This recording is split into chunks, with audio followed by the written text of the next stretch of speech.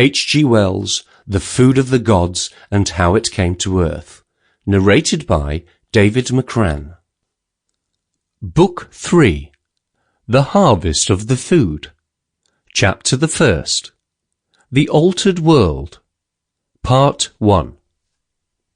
Change played in its new fashion with the world for 20 years. To most men, the new things came little by little and day by day, remarkably enough, but not so abruptly as to overwhelm. But to one man at least, the full accumulation of those 2 decades of the food's work was to be revealed suddenly and amazingly in one day.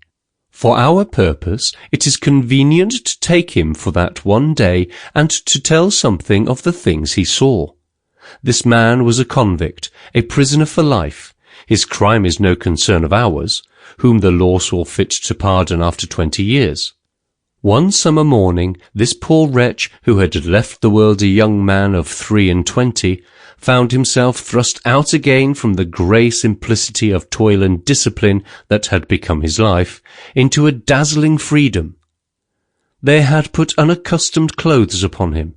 His hair had been growing for some weeks, and he had parted it now for some days, and there he stood, in a sort of shabby and clumsy newness of body and mind, blinking with his eyes, and blinking indeed with his soul, outside again, trying to realize one incredible thing, that after all he was again for a little while in the world of life, and for all other incredible things totally unprepared.